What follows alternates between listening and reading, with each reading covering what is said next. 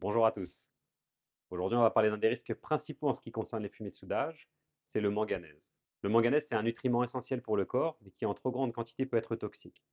Quand il est ingéré, l'excès va être sécrété par le foie et les reins. Mais quand il est inhalé, donc respiré, par contre, ça va contourner ce mécanisme qui gère justement le surplus potentiel de manganèse dans le corps. Le manganèse est donc très souvent utilisé dans la production de l'acier.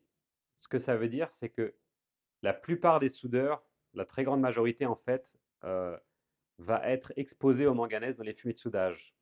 Quand l'acier est chauffé par le procédé, il crée donc de la fumée, comme vous le savez, et donc cette fumée peut être respirée si elle n'est pas extraite à la source. Ça va être d'autant plus problématique lorsqu'on travaille avec des aciers doux à haute résistance, avec certains alliages ferreux ou certains alliages de cuivre, d'aluminium ou de nickel. Il faut savoir aussi que la concentration de manganèse dans les consumables qu'on utilise va avoir un impact énorme sur justement la quantité qui va se retrouver dans les fumées de soudage et donc sur le risque potentiel pour les travailleurs.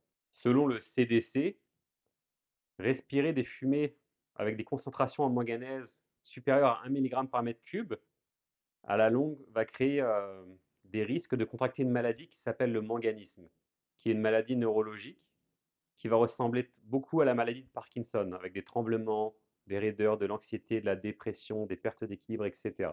Dans certains cas, la maladie va se déclarer après 10 voire 20 ans, mais ce qu'il faut savoir, c'est qu'il y a des cas où les premiers symptômes ont été vus après seulement quelques mois de travail dans le domaine de la soudure. C'est pour dire à quel point ça peut être dangereux.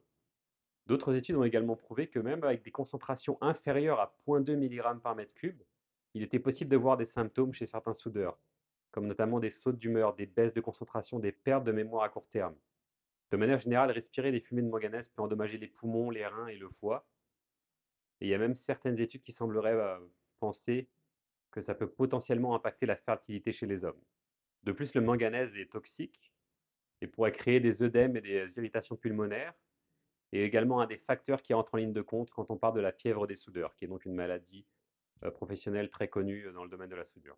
En ce qui concerne les limites d'exposition à cause de tous ces dangers, elles vont être assez basses. Au Canada, on va parler de 0,02 à 0,2 mg par mètre cube dans la zone respiratoire des soudeurs. Au Québec, on est à 0,2 mg par mètre cube sur une journée moyenne de 8 heures. Aux États-Unis, la norme actuellement au chat est de 5 mg par mètre cube. Mais ce qu'il faut savoir, c'est que l'ACGIH recommande déjà depuis quelque temps de baisser la concentration à 0,02 mg par mètre cube pour être capable de protéger efficacement les travailleurs. Donc ça, c'est vraiment très bas.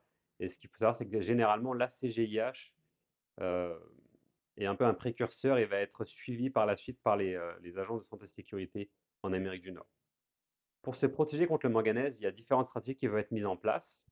J'en parle d'ailleurs dans les webinaires que je donne à toutes les semaines. Si ça vous intéresse, je mettrai le lien dans la description de la vidéo.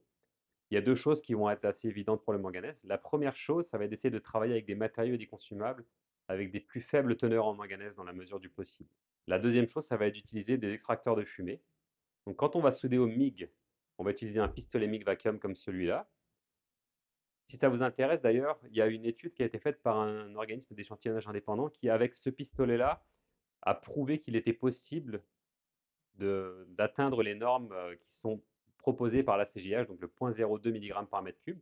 Si vous voulez en savoir plus, je vais vous mettre aussi un lien dans la description de la vidéo. On a créé un livre blanc justement sur le sujet, donc il montre qu'avec différents paramètres dans différentes positions, quand on extrait à la source avec un pistolet MIG vacuum, avec ce modèle-là en particulier, puisque c'était avec celui-là que l'étude avait été faite, il est possible donc de réussir à atteindre ces normes et donc de protéger efficacement les soudeurs.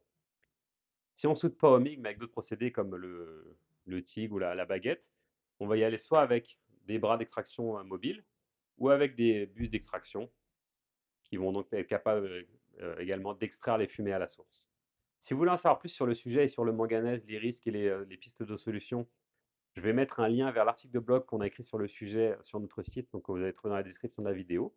Comme je disais précédemment, si vous avez des questions, si vous voulez en savoir plus sur des stratégies pour gérer vos fumées de soudage efficacement, je vous invite à vous inscrire à un des webinaires que je donne. J'espère vous y voir bientôt et je vous souhaite une très bonne journée.